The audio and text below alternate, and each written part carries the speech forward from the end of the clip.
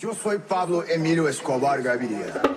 Você sabe quem foi Pablo Emilio Escobar? Ele foi um dos maiores traficantes da América Latina e um dos homens mais ricos do mundo durante os anos 90. E no vídeo de hoje eu vou contar pra vocês quem esse cara realmente foi e como ele realmente conquistou toda a fortuna dele. Mas antes de tudo, já vai deixando o like, se inscreva no canal para não perder os próximos vídeos.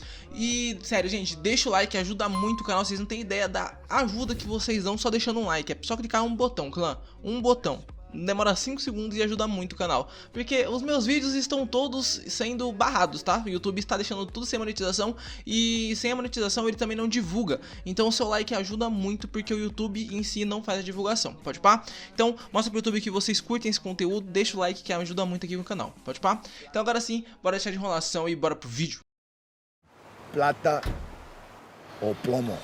Pablo Escobar chefiava o cartel de Medellín e ele fazia bilhões de dólares traficando cocaína com uma política bem pacífica que ele gostava de usar, que era de plata ou plomo, que seria prata ou chumbo basicamente. Mas vamos com calma aqui porque a gente não pode pular nenhuma parte da história desse cara. A história dele é realmente fascinante, tem muita coisa da hora pra vocês saberem sobre ele.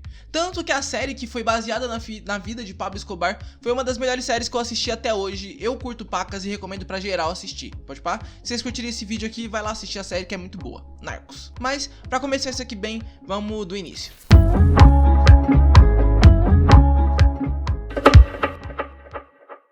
Em 1949, em Rio Negro, na Antioquia, na Colômbia, em uma família extremamente simples, nascia uma criança. E essa criança se chamaria Pablo Emilio Escobar Gaviria. O seu pai era caseiro em um sítio e a sua mãe dava aulas no mesmo lugar que a família deles viviam. E olha, o Pablo Emilio Escobar era realmente acostumado a trabalhar. Ele sempre trabalhou desde criança ajudando a empacotar compras no supermercado, já trabalhou como flanelinha no estacionamento e até mais pra frente aí ele chegou a ser segurança.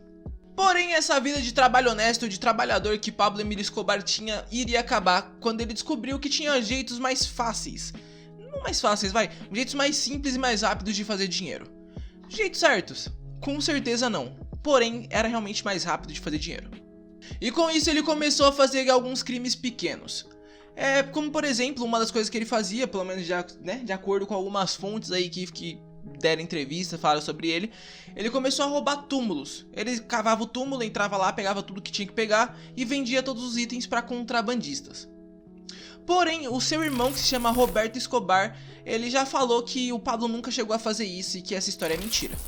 Porém, tem sempre os dois lados, né? Pode ser que seja real, pode ser que não seja, mas tá na história que ele realmente chegou a roubar túmulo. De qualquer modo, ele começou realmente a fazer crimes pequenos, como por exemplo, ele chegou a praticar pequenos furtos, ele começou a vender bilhetes de loteria falsificado, e logo antes dele realmente começar a sua carreira de contrabandista ali aos 20 anos de idade, ele já chegou a roubar carros. E além de tudo isso, ele também conseguiu juntar aí uma quantia de 100 mil dólares com um sequestro que ele fez a um executivo de Medellín.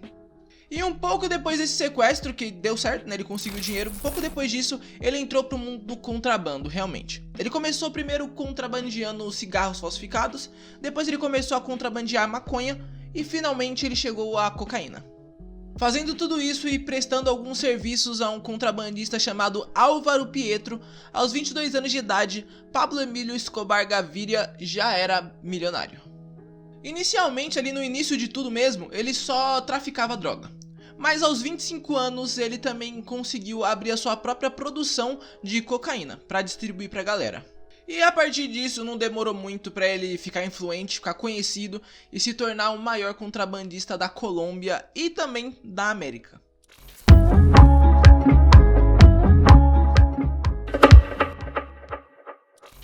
Em 1976, Pablo Escobar e toda a galera que andava com ele ali foram pegos com 18 quilos de pasta base, tá? Pasta base, pra quem não sabe, é um composto aí usado na cocaína. Eles foram pegos após retornarem do Equador. E depois desse episódio deles terem quase sido presos por, as pessoas acharem ele com pasta base, o Pablo ele começou a fazer ali as suas tentativas de suborno a oficiais da lei.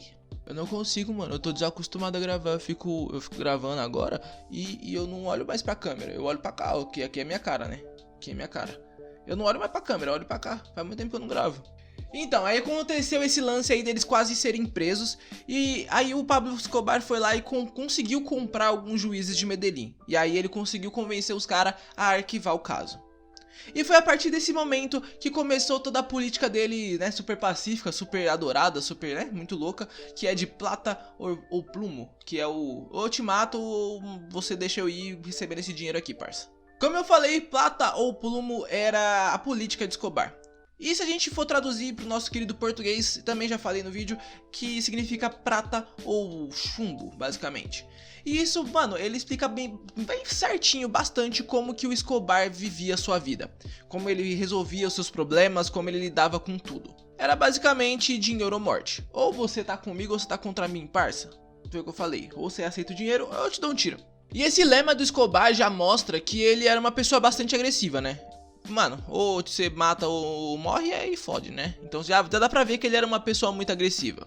Alguns pesquisadores chegam a acreditar ele aí umas 6.000 mortes. 6.000 mortes já foram colocadas no nome de Pablo Emílio Escobar.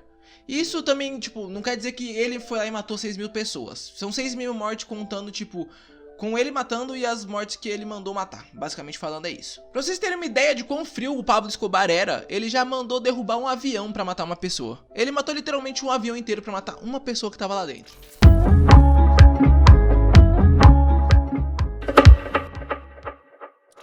Normalmente essas pessoas que vivem uma vida de crimes, eles passam a sua vida fugindo, tentam sempre se esconder pra evitar ser preso, né? Pablo Escobar não.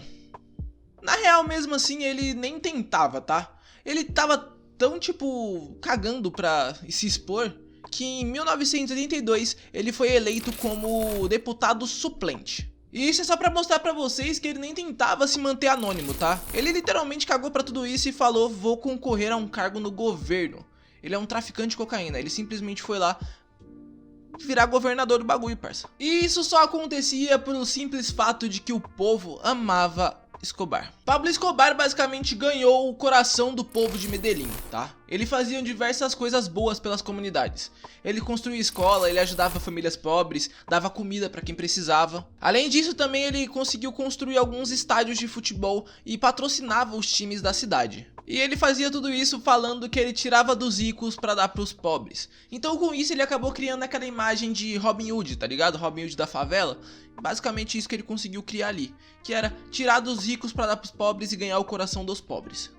E já que ele era o Robin Hood e ajudava os pobres sim também, né, tinha que ajudar ele. Então eles davam abrigo, davam proteção e faziam de tudo pra deixar os autoridades, né, os policiais, longe do Pablo Escobar.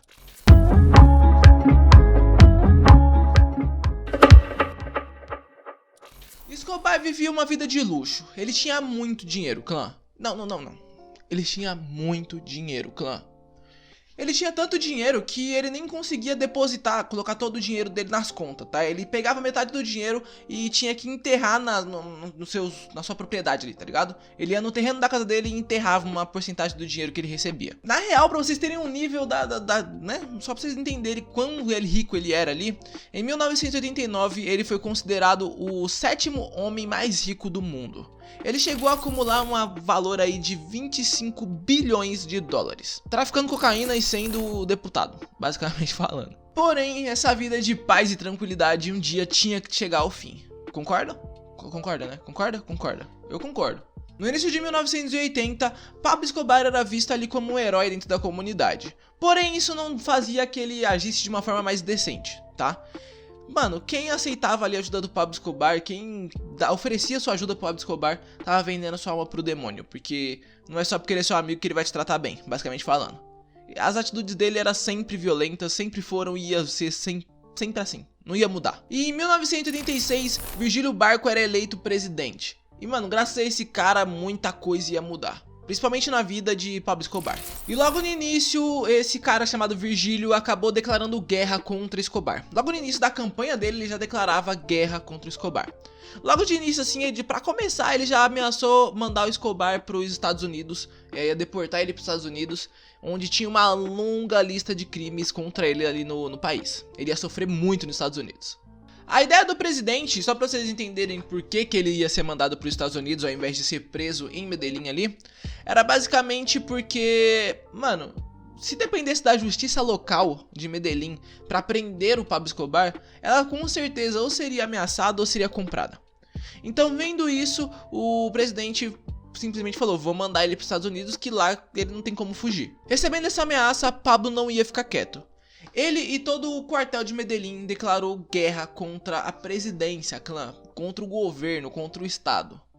E eles ali juntos fizeram diversos ataques, onde eles conseguiram matar centenas de pessoas. Como se já não bastasse, né, você tá em uma guerra contra o governo, o Pablo também começou uma guerra contra o cartel de Cali. O que não era uma novidade na real, porque eles já eram inimigos antes, eles viviam tretando ali pelos territórios da região. A partir desse momento, o Escobar começou a ser obrigado a viver realmente como um criminoso. Ele começou a se esconder mais. Tanto para evitar o governo, né, para não ser morto ou ser preso pelo governo, quanto para não ser morto pelo quartel de Cali. Então ele começou a ficar mais na casa dele ali, uma das casas da residência dele, começou a se esconder mais.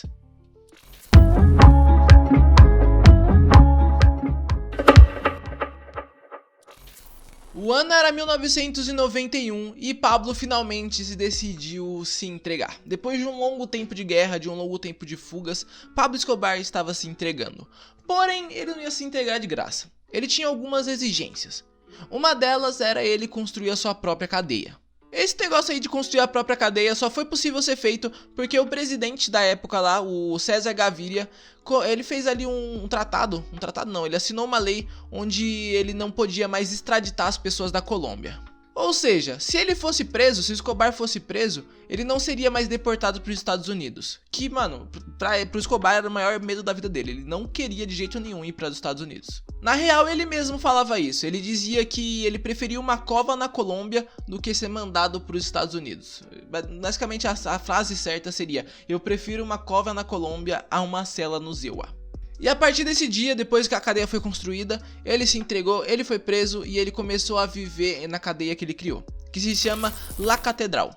E lá ele recebia mulheres, amigos e continuava comandando todo o tráfico de cocaína lá de dentro.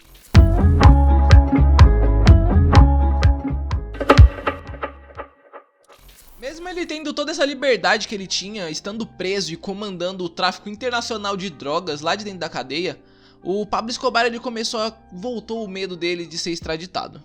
E aí em 1992 ele fugiu da prisão e decidiu começar a viver mais recluso. E ele realmente só fugiu da prisão. Ele estava livre dentro daquele lugar, então era bem fácil dele fugir. E ele fugiu. E esse ano onde ele fugiu da cadeia foi muito importante para a morte do Pablo Escobar, que era considerado o maior narcotraficante da América Latina nessa época. Como ele fugiu e começou a viver mais recluso, ele acabou ficando isolado, clã. Ele praticamente não via mais sua família e constantemente tinha que ficar fugindo dos locais onde ele se escondia, né, para evitar ser encontrado pela polícia. Finalmente, o maior traficante do mundo estava vivendo como o maior traficante do mundo deveria viver, que é correndo e se escondendo. Basicamente isso. Finalmente, o Pablo estava vivendo na pele o que todos os outros traficantes viviam.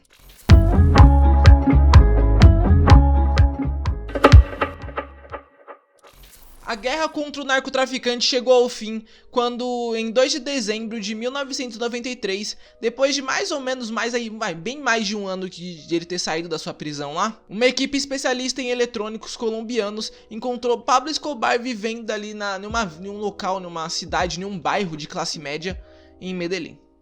Bom, e foi aí que Pablo Escobar foi encontrado e aí rolou uma troca de tiro muito louca. Nessa troca de tiros, o traficante acabou sendo encurralado no telhado de uma das casas onde ele estava vivendo e ele levou uma saraivada de tiro, que não tinha chance. Algumas balas que ele levou atingiram suas pernas, outras atingiram suas costas, mas a bala fatal mesmo, a bala que matou o Pablo Escobar, foi uma bala perto do ouvido. E dessa forma acabava a história do homem que comandava 80% de todo o tráfico de drogas que aconteciam no mundo. Isso no começo de 1980 até 1990. Eu sou Pablo Emilio Escobar Gaviria.